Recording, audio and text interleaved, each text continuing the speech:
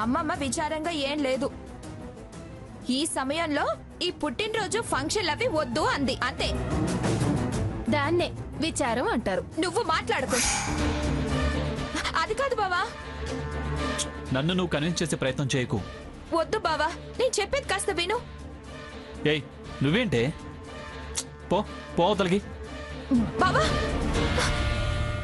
Hello Krishna. రేయ్ wrong number రా, పెట్టే. మంగా, ఏం భాగీరథి, మనవరాలు ఎలా ఉందో చూసిపోదామని వచ్చావా? కూర్చో. అది ఉండేది నీ బంగ్లాలో. నాకు దాని గురించి దిగుల్లేదు. నేను నీతో మాట్లాడడానికి వచ్చాను మంగా. నాతోనా? ఏ విషయం గురించి? ముహూర్తాలు చూపించాలా?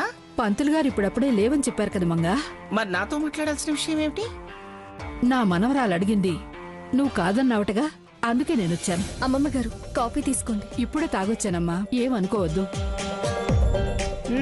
నువ్వు చెప్పు. నీ పుట్టినరోజు చేయాలనుకుంటున్నావు.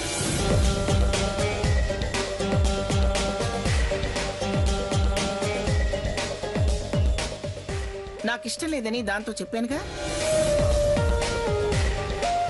మళ్ళీ నీ రాయభారం ఏమిటి? ఇష్టం లేకపోవడానికి కారణం? ఏం తెలియనట్టు అలా అడుగుతాను. ఈ మధ్యనేగా శారద పోయింది. నా మనసేం బాగోలేదు. జాతస్య ధ్రువం మరణం అన్నారు. అయినా అది కొత్తగా పోవడం ఏంటి? ఎప్పుడో నిన్ను కాదని పోయిందేగా. ఎంత కాదనుకుని వెళ్ళిపోయినా అది ఇంటి కోడలు, నా మనిషి.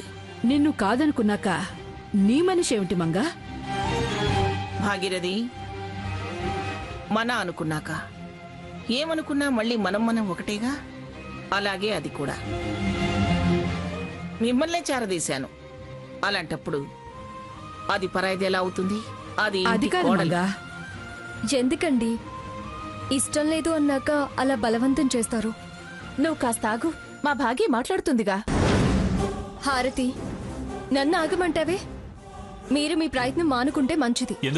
ఎందుకు మానుకోవాలి?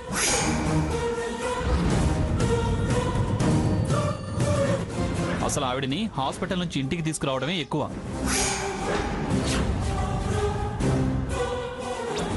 వచ్చాక తను పోయింది. గ్రాని చాలా చేసింది, అది చాలదా? బతుకున్నంత కాలం గ్రానిని ఏడిపించింది. చనిపోయాక కూడా సరదాలు సంతోషాలు లేకుండా చేస్తుందా? సాకేత్, మా అమ్మ ఎవరిని ఏడిపించలేదు, ఎవరి సంతోషాలు చెడపలేదు. తను బాధపడిందే కాని ఎవరిని బాధ పెట్టలేదు. బతికున్నప్పుడే ఎవరి సుఖ సంతోషాలకి అడ్డుపడలేదు. అలాంటిది లోకం విడిచి వెళ్ళాక అడ్డుపడుతుందా? ఇదిగో ఇప్పుడు గ్రాని మనసులో విచారం నింపి జరగాల్సిన బర్త్డే ఫంక్షన్ ని వద్దనేలా చేసింది కదా. అలాంటి మాటలు మాట్లాడుకు సాకేత్. అది నానమ్మకి సంబంధించిన విషయం. నానమ్మ ఇష్టాల మీద ఆధారపడి ఉంటుంది. వాళ్ళ అభిమానాలకి సంబంధించిన విషయం. మా అమ్మని కారణం చేయకు. నేను చేయడం ఏంటి? గ్రానీయే కారణం చెప్తుంది కదా. గ్రాని, నువ్వు బర్త్డే జరుపుకొని తీరాల్సిందే. ఏంట్రా జరుపుకు తీరాల్సిందే అని కండిషన్ పెడుతున్నావు? అది కుదరదు అంటుంది కదా. వదిలేండి అమ్మా. బలవంత పెట్టాలన్న ఉద్దేశం కాదండి. మాకెంతో మేలు చేసింది. రేపు దీని పెళ్ళైపోతే మళ్ళీ మాకు కృతజ్ఞత తెలుపుకునే అవకాశం రాకపోవచ్చని అది ముచ్చట పడుతోంది. అందుకే నేనొచ్చి బతిమలాడాల్సొస్తోంది. నానమ్మ, నువ్వు కాదని మా అమ్మని కారణం చేస్తూ వీళ్ళంతా ఆమెననే అవకాశం ఇవ్వద్దు. నువ్వు బర్త్డే ఫంక్షన్ చేసుకో, నేనేం ఫీల్ అవును.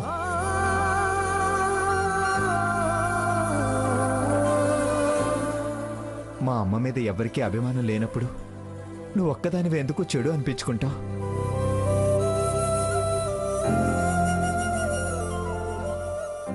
అమ్మ మీద నిందపడేలా చేయకు.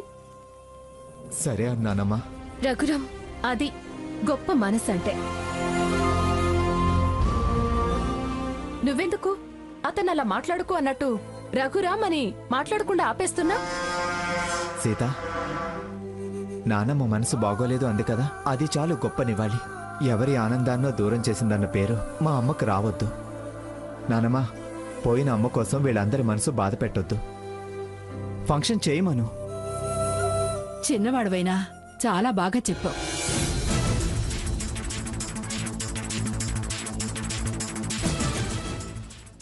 సరే అను మంగా. చెడు తర్వాత శుభకార్యం జరగటం మంచిదంటారు. కాస్త విచారాల్లోంచి బయటికి రావచ్చు. మళ్ళీ మామూలు మనిషిగా మునుపటి మంగమ్మలా ఉండొచ్చు. కాదనుకు. ప్రార్థిస్తున్నాను మంగా, కనికరించు. సరేరా, ఏదో ఒకటి కానివ్వండి. చాలా థ్యాంక్స్ మంగా. చూడు, నీ బర్త్డే ఎంత గ్రాండ్గా చేస్తానో. వస్తాను. వస్తాను హారతి.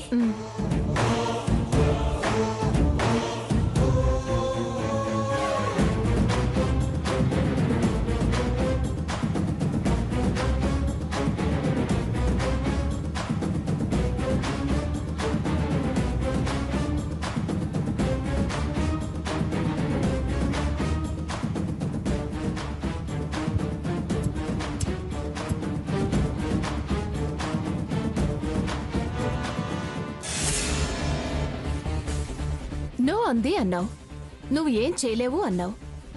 మా భాగి ఎస్ అనిపించింది. ఇక చూడు, ఫంక్షన్లో ఏ క్షణంలోనైనా బాంబు పేలొచ్చు, శాల్తీ లేవచ్చు, లేదా మరో అవయవం పోవచ్చు. చివరికి కారణం నువ్వే కావచ్చు. ఏంటి చాలా ఎక్కువ చేస్తున్నావు? సీత, ఈ సీత కన్ను కప్పి నువ్వు ఎవ్వరిని ఏమీ చేయలేవు. ఒకవేళ చేసినా నువ్వు బ్రతకలేవు. ఓకే, అలా చూస్తూ ఉండు, తర్వాత మాట్లాడుకుందాం.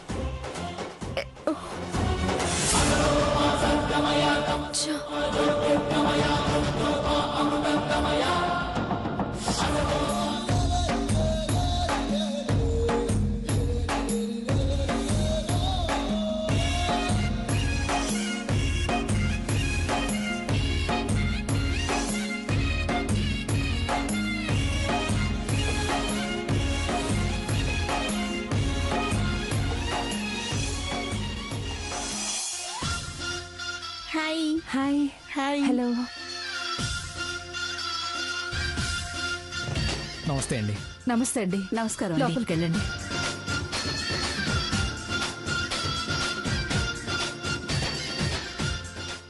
హాయ్ హారతి. లోపలికి పదండి. నమస్తే అండి. నమస్తే. నమస్కారం అండి. లోపలికి వెళ్ళండి.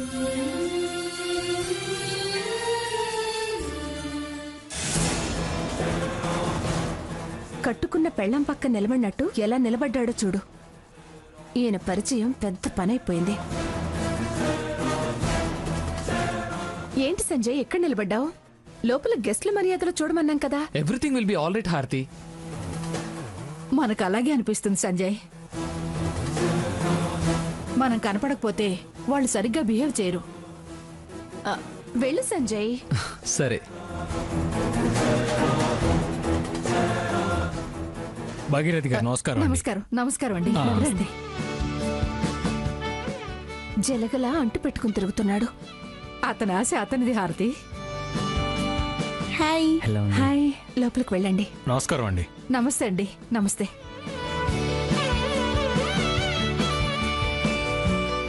హాయ్ అక్క. హాయ్. వెళ్ళండి. రా. వస్తావో రావో అనుకున్నాను. మొత్తానికి చిన్ననాటి స్నేహం ఇంకా ఇలా కంటిన్యూ చేస్తున్నావు భాగీరథి. మంగమ్మ పుట్టినరోజు నువ్వు చేయడం చాలా స్పెషల్ గా ఉంది. ఈ సందర్భంగా మనం ఇలా కలవడం చాలా చాలా ఆనందంగా ఉంది. అదంటే నాకు చిన్నప్పటి నుంచి చాలా ఇష్టం. నేను మంగా గంగా భవాని ఎప్పుడూ కలిసి ఉండేవాళ్ళం. అలా కాదు భాగీరథి, సరస్వతి, లక్ష్మి, పార్వతుల్లా అను, బావుంటుంది. పైగా మీరంత గొప్ప స్థానంలో ఉన్నారు, మంచి గుర్తింపు తెచ్చుకున్నారు. మీరు ఎవరిని ఆదర్శంగా తీసుకున్నారో నాకు తెలియదు, కానీ ఇప్పుడు మాత్రం మీరు మహిళా లోకానికే ఆదర్శం. ఒకళ్ళకొకళ్ళం మాకు మేమే ఆదర్శం. ఇది మాత్రం 100%. నమస్తే, లోపలికెళ్ళండి.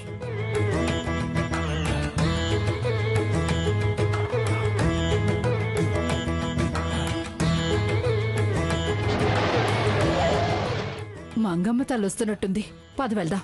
ఇప్పుడు ఎదురెళ్ళటం అవసరం అంటావా? నాటకం మొదలెట్టాక రక్తి కట్టించాలి, మెప్పించాలి. ఈ వేడుకలో ఎక్కడ తేడా వచ్చినా మనల్ని అనుమానిస్తారు. అందుకే మనం మర్యాదల్లో తక్కువ చేయకూడదు. పద వెళ్దాం. వద్దు భాగి, ఆమె ఇక్కడికొస్తుంది చూడు. రామా, రండి. ఆగండి అమ్మగారు, ఒక్క నిమిషం ఆగండి.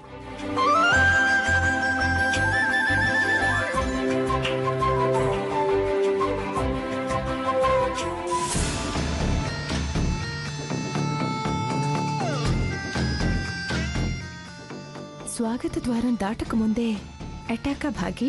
స్కెచ్ వేసుకున్నాక ఏ అవకాశం వదులుకోవద్దుగా.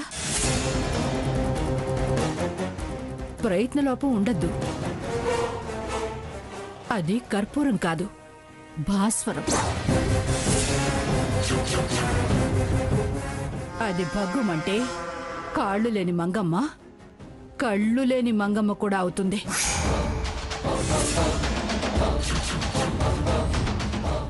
దాని బతుకు అంధకారం, నీకే అధికారం.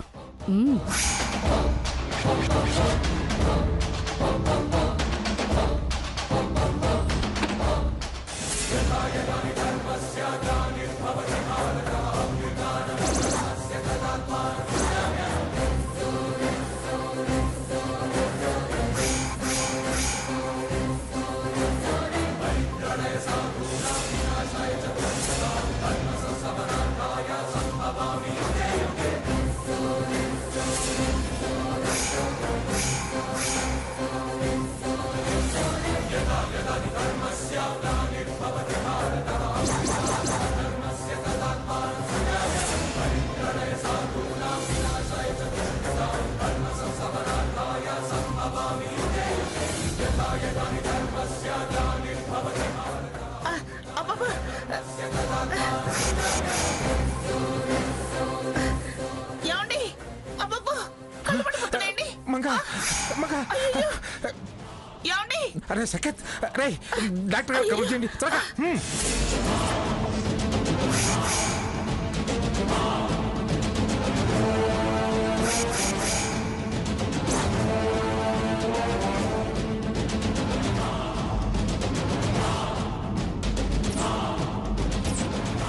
నా కళ్ళు కనిపించట్లేదండి.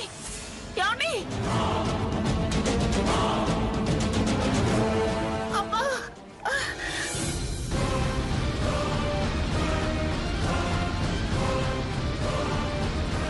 ఏ నువ్వాగు.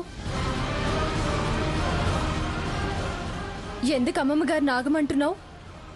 అరే ఎందుకేంటి? దిష్టి తీయడానికి. ఆగమనేది నిన్నే. ఏం చేస్తున్నావు? నేనేం చేస్తున్నానమ్మా? దిష్టి తీయమన్నారు, తీస్తున్నానమ్మా. దిష్టొద్దు, ఏమొద్దు, పో. అదేంటి సీత, దిష్టి తీయొద్దంటావే?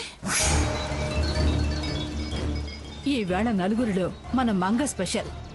అందరి చూపులు తన మీదే ఉంటాయి. ఇంట్లో ఉంటేనే ఉదయం సాయంత్రం దిష్టి తీయించుకునే అలవాటుంది తనకి. నలుగురిలోకి ప్రత్యేకంగా వస్తే దిష్టి తీయకపోతే ఎలా? ఎందుకు సీత దిష్టి తీయద్దంటున్నావు? ప్రోగ్రాం అంతా అయిపోయిన తర్వాత తీయాల్సిన దిష్టి ఇప్పుడే ఎందుకని కాబోలు? నరుడి దిష్టికి నల్లరాయి పగులుతుంది అంటారు.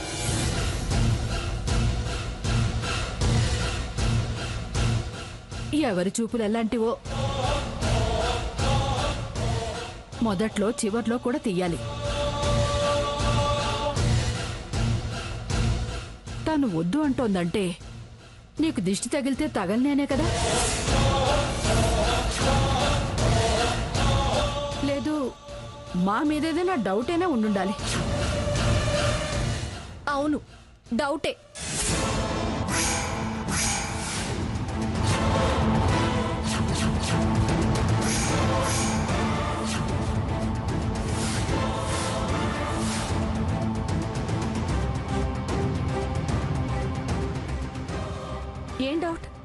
తాతయ్య గారు, ఆ కర్పూరంలో ఏముందో కొంచెం చూడండి. చూడండి.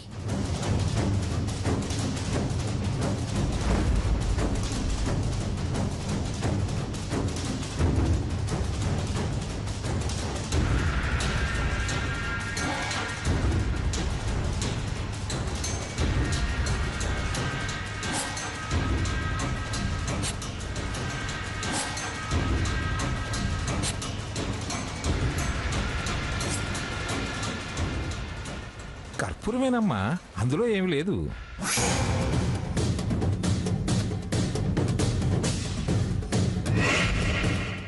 అయినా ఏముందని నీకు అనుమానం? దాంట్లో ఏమైనా కలిసిందేమోనని.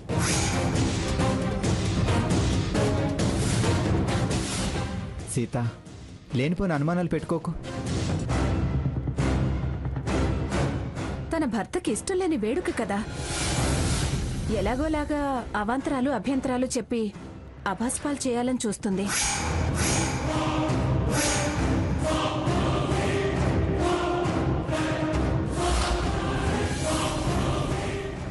అలా అబాసుపాలు చేయాలని కోరుకునేది కాదు మా అక్క. కనిపిస్తూనే ఉంది కదా ఆరంభంలోనే వేసిన అడ్డుపుల్ల.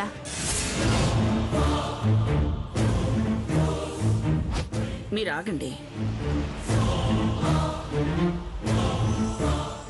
అమ్మాయి, నువ్వు దిష్టిది. వెలిగించండమ్మా.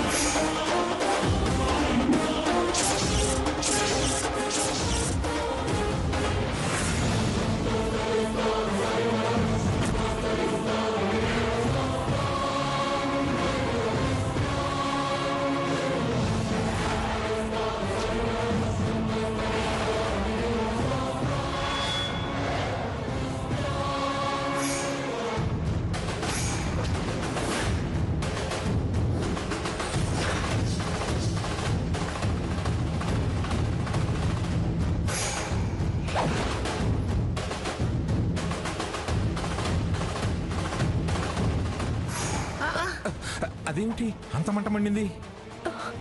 అందుకే నేను వద్దని చెప్పాను. అమ్మో, ఇంత పెద్ద మంట వచ్చిందంటే ఎంత నరదిష్టి తగిలిందో అమ్మగారికి. మీలాంటి తల్లులు పూటకొకసారి దిష్టి తీయించుకోవాలి. అందుకేగా ముందు దిష్టి తీయాలని చెప్పింది. మంగా, పద వెళ్దాం. పైకి పంపించటానికి ఎంత మర్యాదగా పిలుస్తుందో చూడు మా భాగి. పొలిటీషియన్ కదా, మర్డర్స్ పెద్ద పనేం కదా ఆవిడికి. అదే జరిగితే నీ భాగీరథితో పాటు నిన్ను కూడా కొసరేసి నరకానికి పంపిస్తా. ఆవిడ పొలిటీషియన్ అయితే నేను సెన్సేషనలిస్ట్ని. కర్పూరం వెనక భాస్వరం ఉంచాను, కాస్తలో తప్పింది మంగమ్మ చావు. మేం ప్లాన్ వేస్తే అది అసలు మర్డర్లా ఉండదు, న్యాచురల్గా ఉంటుంది. లేకపోతే ఏదో యాక్సిడెంటల్గా జరిగినట్టు ఉంటుంది. మేం చేసామని ఎవ్వరూ అనుకోరు. నువ్వు నాతో చెప్పావు కాబట్టి మా అమ్మమ్మ గారికి ఏం జరిగినా ఎలా జరిగినా మీ శవాల్ని ఆవిడికి బహుమతిగా ఇస్తాను.